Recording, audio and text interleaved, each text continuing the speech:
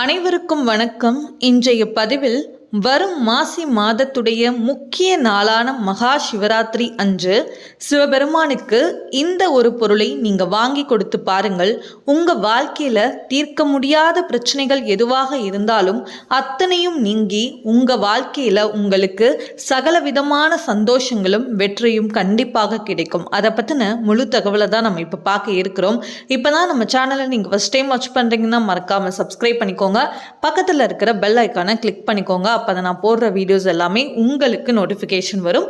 இப்போ வீடியோக்குள்ளே போகலாம். மாசி மாதத்தில் மகா சிவராத்திரி 2024 மார்ச் 8ஆம் தேதி வெள்ளிக்கிழமை அன்று வருகிறது.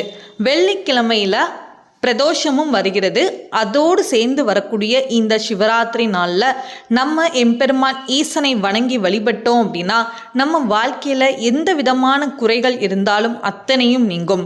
திருமணத்தில் தடைகள் இருந்தாலும் சரி, குழந்தை பாக்கியத்தில் பிரச்சனைகள் இருந்தாலும் சரி, தடைகள் இருந்தாலும் சரி, தீராத நோய்கள் இருந்தாலும் சரி, கடன் பிரச்சனைகள் இருக்குது, இந்த மாதிரி எந்த விதமான கஷ்டங்கள் நம்ம வாழ்க்கையில் இருந்தாலும் அன்றைய நாளில் சிவராத்திரியில் சிவபெருமானை நீங்கள் வழிபட்டீங்க அப்படின்னா உங்கள் வாழ்க்கையில் இருக்கிற சகல விதமான தடைகளும் நீங்கி உங்களுக்கு என்ன வரம் வேண்டுமோ அதை நிச்சயமாக எம்பெருமான் ஈசன் உங்களுக்கு கொடுத்து அருள் புரிவார். அதனால் நீங்கள் கோவிலுக்கு செல்லும்போது அங்கு நடைபெறக்கூடிய 4 கால அபிஷேகத்தில் நீங்கள் கலந்துக்கோங்க.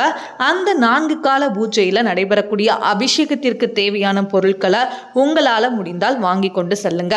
பால், தயிர், பன்னீர், இளநீர், தேன், பஞ்சாமிர்தம், இந்த மாதிரி பல வகையான பொருட்கள் கொண்டு அன்றைய நாளில் சிவராத்திரியில் 4 கால பூஜையில் சிவபெருமானுக்கு எல்லா சிவபெருமானுடைய கோவில்களையும் அபிஷேகம் நடத்துவாங்க.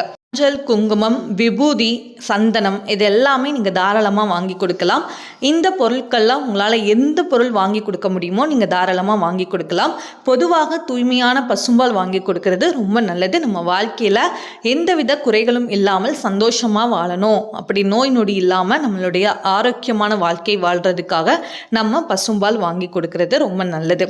அதோடு சேர்ந்து நீங்கள் அர்ச்சனை பொருட்களும் நீங்கள் வாங்கி கொடுக்கலாம்.